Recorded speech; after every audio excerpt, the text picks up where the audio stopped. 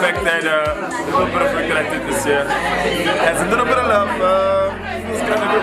The process, I was happy to host awards. That was the milestone, you know. That was like, yeah, finally get to host the Comics Choice Comedy Awards. But to get a nominee, and not just any nomination, Comedian of the Year, it's the biggest one, you know. So I'm excited.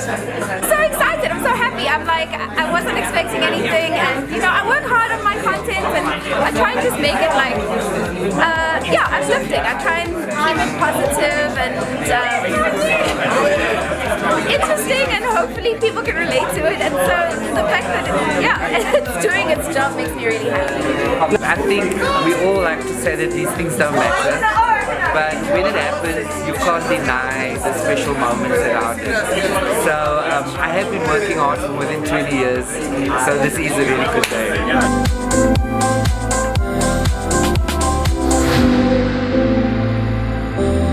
Just make a commitment to yourself to do the thing.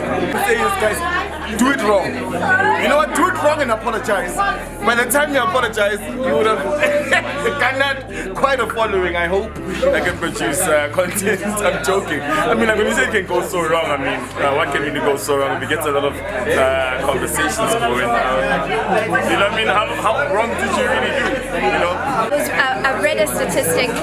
There's a guy called Activities on Threads. You should follow him. Said like most content creators give up after 3 months. That's the thing. Like most people just like stop. Just keep going. That's all you have to do. Just be determined. No matter what it is, just keep going, and eventually you'll get traction. I would say though, if you want longevity in the space, then I'd say you've got to be consistent. You've got to actually give a focus to your content. I myself am still finding my feet. Look, comedy works in threes, right? You always got to hit those beats. There should be 3 things in whatever you're doing that build up, 2 things that build up to a 3rd thing, which is the big punchline, right? And you can apply that principle to writing, you can apply it to performing, but you can also apply it to making content, right? If you look at comedic movies, they have the same rhythm as well. Comedy is a rhythm. So don't go out and go, I just want to be crass to be funny. Or I just want to say some outlandish stuff to be funny. Think of the beats of what it is you're saying so that you get to your punchline in such a way that it builds up, right? If you've got the funny idea, keep that for the end, and then build us up to the funny idea. Right? We like that. We like walking the journey to the punchline.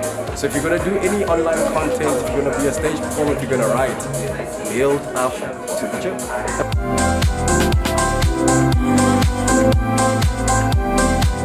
Sure. I love hearing fresh material. I love hearing personal stories. You know, when a comedian is on stage and says, so this happened to me last week on Tuesday. I was trying to find a parking outside Woolworths. When they start that story, and it turns out to be really funny, it's amazing because it's personal, but I also like for it to be the truth. And that's what I discovered with my comedy. The minute you start to lie, I don't know how the audience knows, but they know.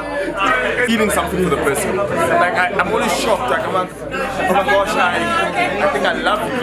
It's such a weird feeling, but sometimes an act is so original that you're like, wow, I'm interested in getting to know this person. Oh, they're so funny. Like I'd really like them to be a friend. Oh, they're so weird. You're like, I wanna figure them out.